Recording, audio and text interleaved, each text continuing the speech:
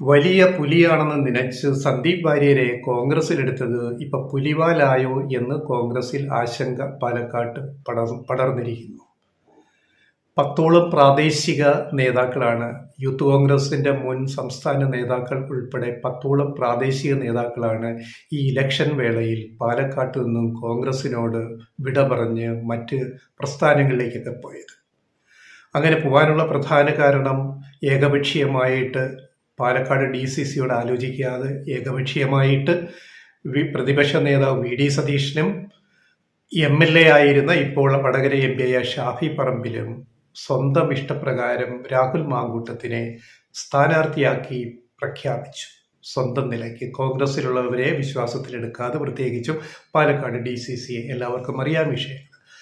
അത് പാലക്കാട് കോൺഗ്രസിൽ ഒരു വലിയ പൊട്ടിത്തെറി ഉണ്ടാക്കി. പല നേതാക്കളും പരസ്യമായിട്ട് കോൺഗ്രസിനെ തള്ളിപ്പറഞ്ഞ് പ്രാദേശിക നേതാക്കൾ മറ്റ് പ്രസ്ഥാനങ്ങളിലേക്ക് പോയി, അല്ലെങ്കിൽ മാറി നിന്നു.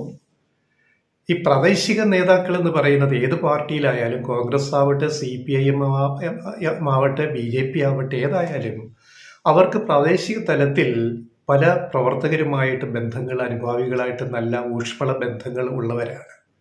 അത് പഞ്ചായത്ത് തിരഞ്ഞെടുപ്പിലും അതുപോലെ തദ്ദേശ തിരഞ്ഞെടുപ്പ് പോലെ തന്നെ അസംബ്ലി തിരഞ്ഞെടുപ്പിലുമൊക്കെ അത് സ്വാധീനം ചെലുത്തും. അവരുടെ നിലപാടുകൾ, അതിനെ അനുകൂലിക്കുന്നവർ ചിലപ്പോൾ കോൺഗ്രസിന് വോട്ട് ചെയ്തില്ല എന്നിരിക്കാം, അല്ലെങ്കിൽ അവർ മറുപക്ഷത്തിന് വോട്ട് ചെയ്തു എന്നിരിക്കാം. ഇതൊക്കെയാണ് പാലക്കാട് ഇലക്ഷനിലും സംഭവിക്കുന്നത്.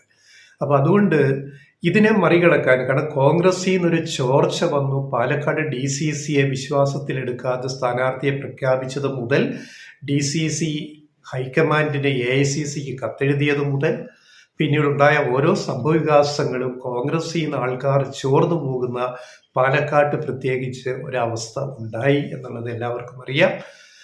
ഇപ്പോൾ ഇതിന് ബദലായിട്ട് ഇപ്പം ഏത് ഈനാമ്പേച്ചി വന്നാലും നമുക്ക് കോൺഗ്രസിൽ എടുക്കാം എന്നൊരു നിലപാടിലേക്ക് കോൺഗ്രസ് നേതൃത്വം, സംസ്ഥാനത്തെ ചില നേതാക്കളെത്തി. അതിൽ പിന്നീട് തോന്നി VD സതീശൻ ഉൾപ്പെടെയുള്ളവർക്ക് എടുത്തു ചാടി ചെയ്തത് അബദ്ധമാകുമോ. അവരാരും, ഷാഫി പോലും, പറമ്പിൽ പോലും പാലക്കാട്ട് DCCയിൽ ഇങ്ങനെ ഒരു പൊട്ടിത്തെറി പ്രതീക്ഷിച്ചിരുന്നില്ല.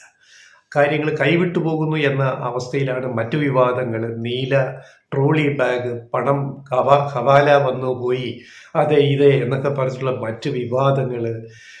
പിന്നീട് ഉമ്മൻചാണ്ടിയുടെ കല്ലറ, കോട്ടയത്ത് പുതുപ്പള്ളിയിൽ ഉമ്മൻചാണ്ടിയുടെ കല്ലറ സന്ദർശിക്കാൻ ചാണ്ടിയുമ്മൻ പിന്തുണച്ചില്ല.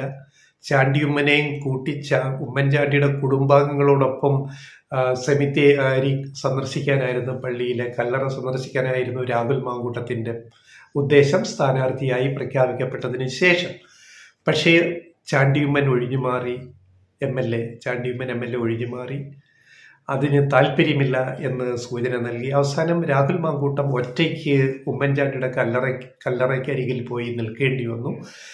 ചാണ്ടിയുമ്മനോ കുടുംബാംഗങ്ങളോ സഹകരിച്ചില്ല. അതുമാത്രമല്ല, ഈ ഇലക്ഷൻ വേളയിൽ അതിന് തൊട്ടു മുമ്പ് ചാണ്ടിയുമ്മൻ ചെയ്ത എന്താണ്?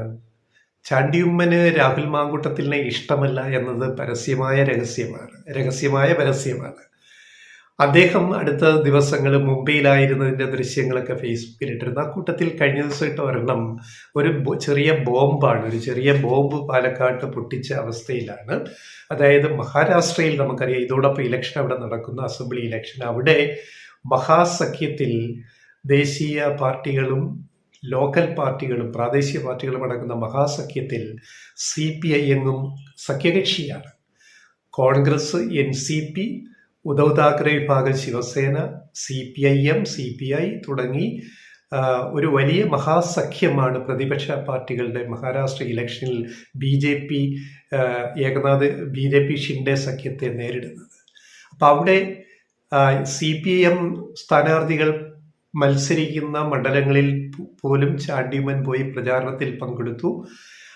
CPIMന്റെ തെരഞ്ഞെടുപ്പ് ചിഹ്നമായ അരിവാൾ ചുറ്റിക നക്ഷത്രം പതിച്ച് പ്രവർത്തകർ കൂടെ നിൽക്കുന്ന ദൃശ്യമാണ്, ഇമേജാണ് ചാണ്ടിയുമ്മൻ ഈ പാലക്കാട് ഇലക്ഷന്റെ തൊട്ടു മുന്നത്തെ വേളയിൽ ഫേസ്ബുക്കിൽ ഇട്ടിരിക്കുന്നത്. അത് ഷെയർ ചെയ്ത് ധാരാളം പേര് കാണുന്നു. അത് മറ്റൊരു ചർച്ചയായി. എന്ന് പറഞ്ഞാൽ, രാഹുൽ മാങ്കൂട്ടത്തിന് ഇൻഡയറക്റ്റായിട്ട് രാഹുൽ മാങ്കൂട്ടത്തിനെ ഞാൻ അനുകൂലിക്കുന്നില്ല, പാലക്കാട്ടെ വോട്ടർമാർ, കോൺഗ്രസ്സുകാർ അദ്ദേഹത്തെ തള്ളിപ്പറയണം രാഹുലിനെ എന്നുള്ള മെസ്സേജാണ് ചാണ്ടിയുമ്മൻ നൽകിയിരിക്കുന്നത്.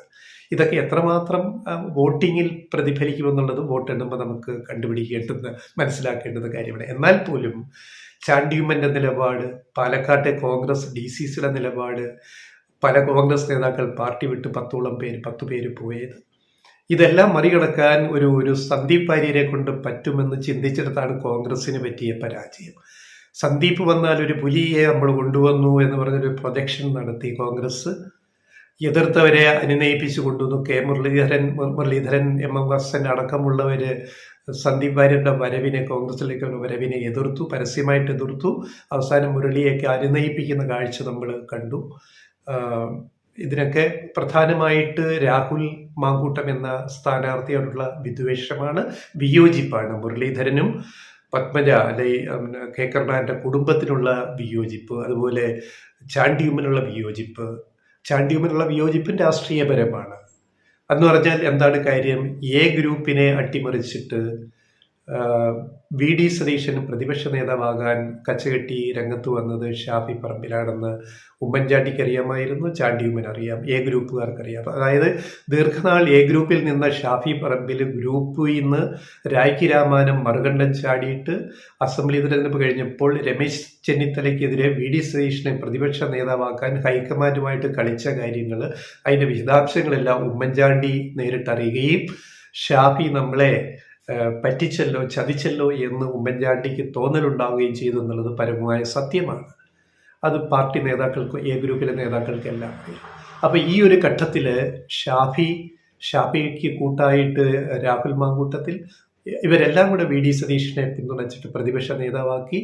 അതായത് തിരഞ്ഞെടുക്കപ്പെട്ട കോൺഗ്രസ് MLA-മാരിൽ ബഹുഭൂരിപക്ഷവും രമേശ് ചെന്നിത്തലയെ വീണ്ടും പ്രതിപക്ഷ നേതാവാക്കാൻ പിന്തുണച്ചപ്പോൾ, പേര് സഹിതം ഹൈക്കമാൻഡ് പ്രതിനിധികളുടെ മുന്നിൽ അവതരിപ്പിച്ചപ്പോൾ അതിനെയെല്ലാം അട്ടിമറിച്ചുകൊണ്ട് ഏതാണ്ട് 1/3 താഴെ മാത്രം ജയിച്ചു വന്ന MLA-മാർ പിന്തുണച്ച VD സതീശൻ പ്രതിപക്ഷ നേതാവാകുന്ന കാഴ്ചയാണ് കേരളത്തിലെ കോൺഗ്രസിൽ കണ്ടത്. അത് ഞെട്ടിപ്പിക്കുന്നതായിരുന്നു. രമേശ് ചെന്നിത്തല പോലും ഞെട്ടിപ്പോയി. കാരണം തനിക്ക് ഇത്രയും ഭൂരിപക്ഷം ഉണ്ടായിട്ടും തന്നെ ആക്കിയില്ലല്ലോ പ്രതിപക്ഷ നേതാവ് എന്നുള്ള പരാതി അന്നും ഇന്നും എന്നും രമേശ് ചെന്നിത്തലയ്ക്ക് ഉണ്ടെന്ന് എല്ലാവർക്കും അറിയാം. അതുകൊണ്ട് ഈ കോക്കസ്, കെ സുധാകരനൊന്നും ഇതിലില്ല, അവരൊക്കെ പുറത്താണ്. ഈ കോക്കസ് VD സതീശൻ, ഷാഫി പറമ്പിൽ, രാഹുൽ മാങ്കൂട്ടത്തിൽ എന്നൊക്കെ പറയുന്ന ഈ കോക്കസ് പാർട്ടിക്ക് ക്ഷീണമുണ്ടാക്കുന്നതാണ്. ഇതിങ്ങനെ മുന്നോട്ട് പോകാൻ പാടില്ല. അപ്പം അതിനൊരു കാര്യം, രാഹുൽ മാങ്കൂട്ടം പാലക്കാട്ട് വെള്ളം കുടിക്കണം എന്നുള്ള ആഗ്രഹം ഇവർക്കെല്ലാമുണ്ട്. ചാണ്ടിയുമ്മനുണ്ട്, മറ്റു പല കോൺഗ്രസ് നേതാക്കൾക്കുമുണ്ട്, എ ഗ്രൂപ്പിനുമുണ്ട്, അതേപോലെ കരുണാകരൻ്റെ കുടുംബത്തിനുമുണ്ട്. പാർട്ടിയിൽ മുതിർന്ന നേതാവായി നിൽക്കുന്ന കെ മുരളീധരനും, അതേപോലെ പാർട്ടി വിട്ടുപോയ പത്മജ വേണുഗോപാലിനും അടക്കം ഇവർക്കെല്ലാം രാഹുൽ മാങ്കൂട്ടത്തിനോടുള്ള ഒരു വിയോജിപ്പ്, അവമതി അല്ലെങ്കിൽ മതിപ്പില്ലായ്മ, ഇതൊക്കെ ഈ തെരഞ്ഞെടുപ്പ് വേളയിൽ കോൺഗ്രസിന് തിരിച്ചടി ഉണ്ടാക്കുന്ന ഘടകങ്ങളാണ്. അപ്പോഴാണ് സന്ദീപ് വാര്യരെ കൊണ്ടുവന്നിട്ട് ഇങ്ങനെ ആക്കാൻ നോക്കുക. എന്താ വിഷയമായത്? സന്ദീപ് വാര്യരെ വിഷയത്തിൽ അദ്ദേഹം കോൺഗ്രസിൽ ചേർന്നെങ്കിലും RSSുമായിട്ടുള്ള ബന്ധം വിടാൻ തയ്യാറാവുന്നില്ല. ഒരാൾ RSSുമായിട്ടുള്ള ബന്ധം വിടാതെ BJPന്ന് മാത്രം രാജിവെച്ച്, കെ സുരേന്ദ്രനോടുള്ള എതിർപ്പ് കൊണ്ട് രാജിവെച്ചിട്ട് കോൺഗ്രസിൽ ചേരാമെന്ന ഘട്ടത്തിലേക്ക് കാര്യങ്ങൾ എത്തിയതിൽ പല കോൺഗ്രസ്സുകാർക്കും വിഷമമുണ്ട്, വിയോജിപ്പുണ്ട്, പാലക്കാട്ട് ഉൾപ്പെടെ പ്രത്യേകിച്ച്.